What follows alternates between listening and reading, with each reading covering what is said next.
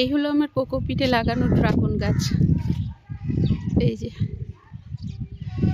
বাকি ড্রাগন গাছগুলোতে খাবার দিয়ে দিয়েছি, আর মধ্যেখানে প্রচণ্ড ঠান্ডা হওয়ার ফলে ছাদে ওঠাই যায় না। এই গাছটি কিন্তু এখনও বাকি আছে খাবার দিতে। নিচের ডালগুলো সব কাটা যাবে, আর চারিদিকে খুঁচিয়ে বের করে নেব কিছু কোকোপিট, আর ওতে খাবার দেব। খাওয়ারে এখন কিন্তু আর কোকোপিট দেব না, শুধু গোবর সার দেবো। কিন্তু গোবর সারগুলো না শুকোচ্ছেই না, এত ঠান্ডা, ফলে খাবারও দিতে পারিনি। গোবর সারটা আর একটু শুকিয়ে গেলে তখন গোড়ায় খাবার দেব। ভিডিওটা আমি অবশ্যই পোস্ট করব।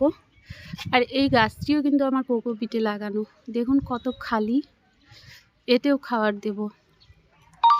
এই গাছটি থেকেও অনেক অনেক ড্রাগন ফল খাওয়া হয়েছে। এই গাছটি আর এটি আমার কোকোপিটে লাগানো ড্রাগন গাছ।